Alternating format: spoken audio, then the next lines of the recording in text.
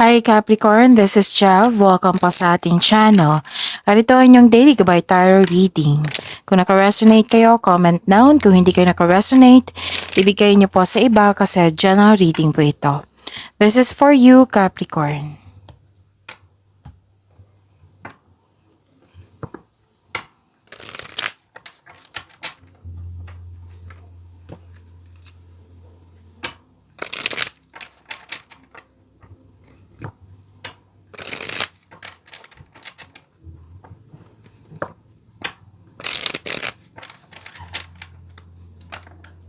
Para po ito sa inyo, Capricorn.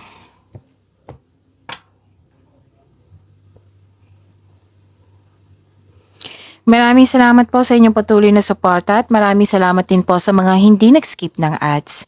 Gamitin ang reading na ito bilang gabay lamang sa mga hindi pa nag-subscribe. Subscribe na po kayo at click bell notification para malaman nyo na may bago tayong video.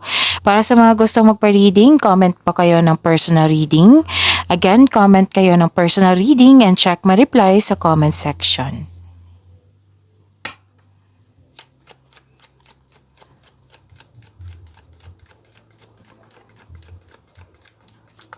Mga parating po, ganap para kay Capricorn. Spirit Guide, I need 3 cards po. Kung may narinig kayong ingay, maingay po yung kapitbahay namin ngayon. So, pasensya na po.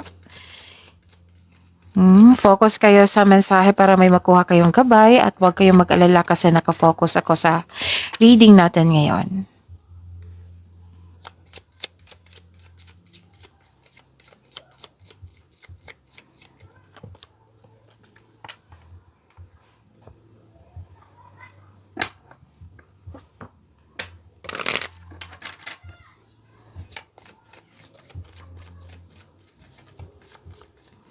Message po, Spirit Guide para kay Capricorn. I need 2 cards po.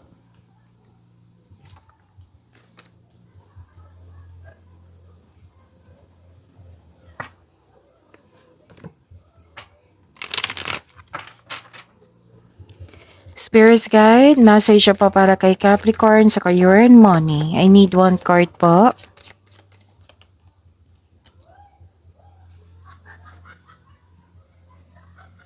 Okay, Capricorn.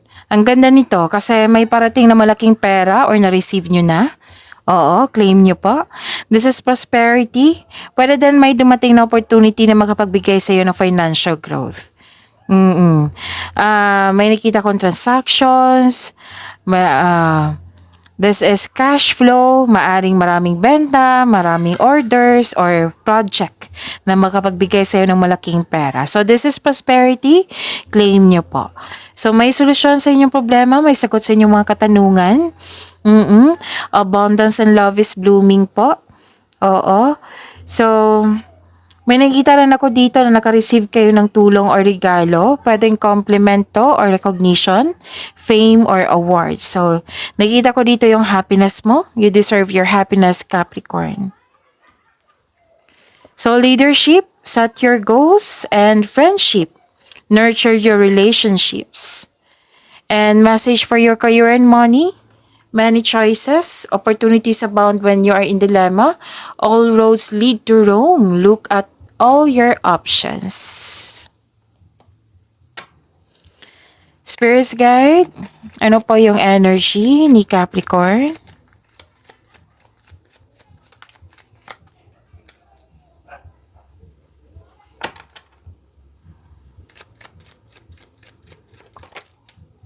Okay, kunin lang yung isa. Kung may narinig kayo or may nakita kayong repeating message, meaning to say, pinupush ng cards nyo yan. Oo. Like for example, nanood kayo ngayon ng May 21 at May 22 na video reading nyo, Capricorn. At may napansin kayo na repeating message. Yan po yung pinupush ng cards nyo na kailangan yung bigyan ng atensyon, solusyon at aksyon kung maaari po. So ano yung energy ni Capricorn?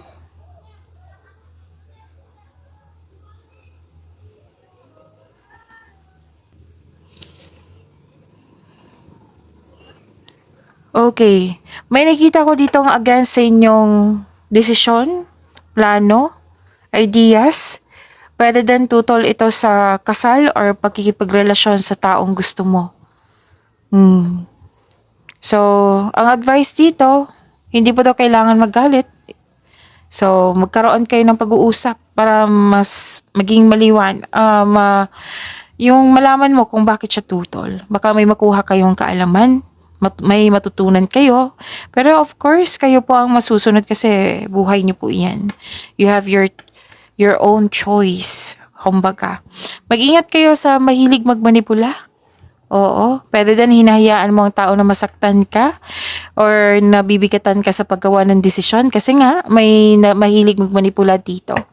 Makinig din po kayo sa inyong intuition, sabi po ng card, and this card asks you to calm and balance.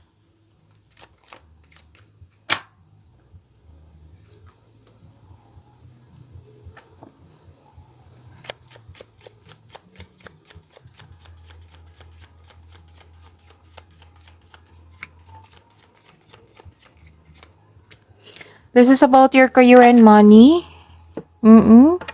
Capricorn.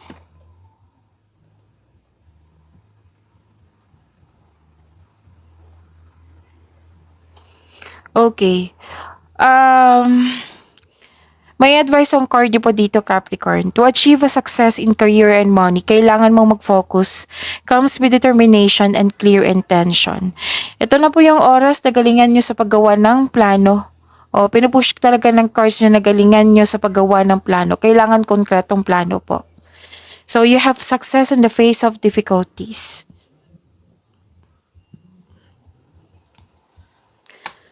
Mas lumawak yung ambisyon nyo sa buhay. Oo.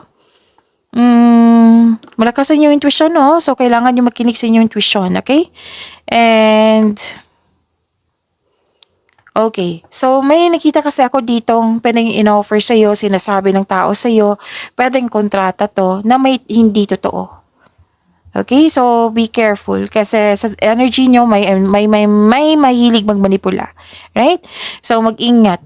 So, bago permahin yung kontrata, alamin nyo kasi may sabi dito, basta may nagsasabi, may nagsasalita dyan, pwedeng nag-offer siya sa'yo. It might be this is a contract also na may hidden charges or hindi totoo. So, alamin nyo yan kung ano po iyan. And take advantage kasi malakas ang inyong intuition.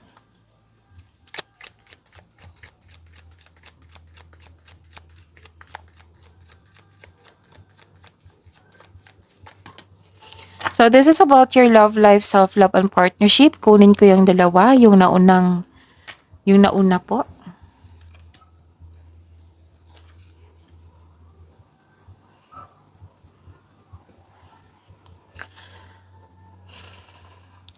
Okay, so may disbalansa dito. Oo. May unfair treatment sa isang tao or may problema sa pera or nagka-problema kayo sa pera. Pwede na nag-struggle kayo kasi nag-look back pa kayo sa nakaraan. So, ang sabi ng card dito, try to look at what you need now in the present. Oo, dito na tayo sa present. And please know that you are divinely guided. You are guided to find peace. To find peace po. And nakikita ko dito na okay, makinig kayo sa intuition ha kasi pinupush ng cards nyo. This is a different card but the same message na makinig kayo sa inyong intuition. Okay? Nagmanifest ang iba sa inyo dito na magkaroon ng wonderful relationship. So, magkakaroon po kasi sabi ng card dito, your manifest will be granted soon. Mag-pay attention po kayo sa pagbalanse sa inyong emotion while remaining grounded and passionate. Okay? So, pag-imanin niyo po yung blessings sa binigay sa inyo, Capricorn. See you tomorrow. Maraming salamat po.